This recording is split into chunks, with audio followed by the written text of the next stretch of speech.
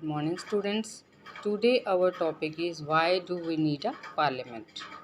बच्चों ये चैप्टर 3 है आपका 6 का. Why do we need a parliament यानी कि हमें पार्लियामेंट की ज़रूरत क्यों पड़ी. पार्लियामेंट होती क्या है, आज हम इसके बारे में पढ़ेंगे. पार्लियामेंट को हम हिंदी में बच्चों संसद भी बोलते हैं और हमारी जो इंडिया की पार्लियामेंट है ये दिल्ली में है.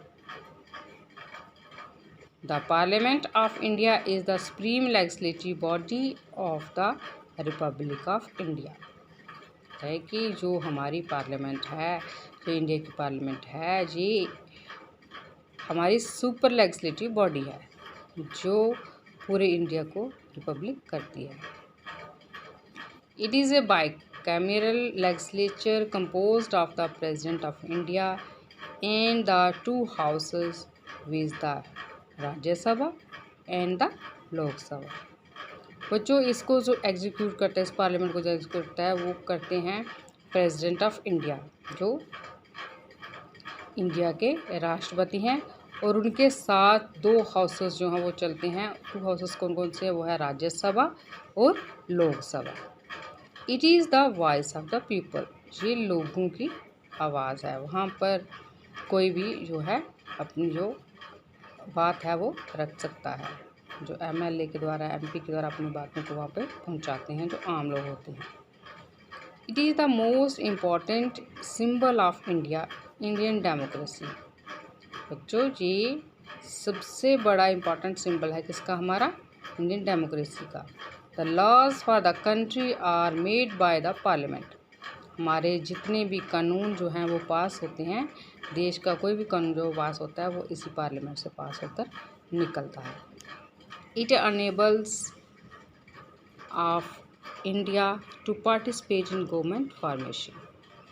ये जो है, ये जो हमारे सिटीजन्स, इंडिया के सिटीजन्स हैं, उनको गवर्नमेंट बनाने में जो है पार्टिसिपेट करने में या गवर्नमेंट बनाने में जो है वो अपना रोल अदा करता है. इसमें जो टू हाउसेस हैं बच्चों, लोकसभा और राज्यसभा, वो उनके क्या क्या फंक्शन हैं. The Lok Sabha is called the house of the people. जो लोकसभा है इसे लोगों का हाउस भी कहा गया है. This is because its members are elected directly by the people. क्योंकि इसके जो मेंबर्स हैं जो इलेक्ट होकर जाते हैं वो किसके द्वारा इलेक्ट हो जाते हैं, लोगों के द्वारा. जो लोगों के द्वारा नुमाइंदे चुने जाते हैं और वो लोकसभा में जाकर अपनी बात जो है, पार्लियामेंट में जाकर अपनी बात रखते हैं, वो डायरेक्ट लोगों के द्वारा चुने जाते हैं. कंपोजिशन. जो लोकसभा में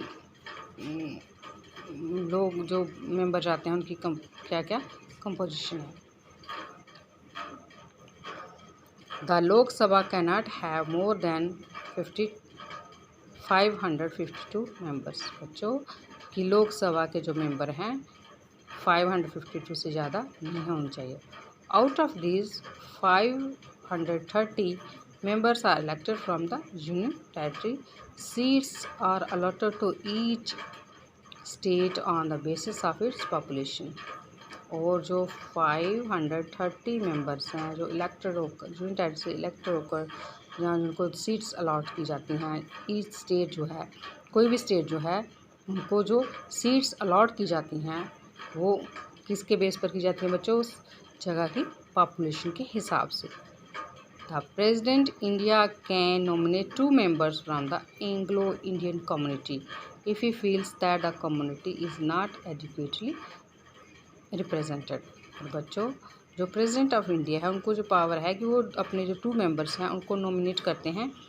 किस कम्युनिटी के लोगों, जो एंग्लो इंडियन कम्युनिटी है.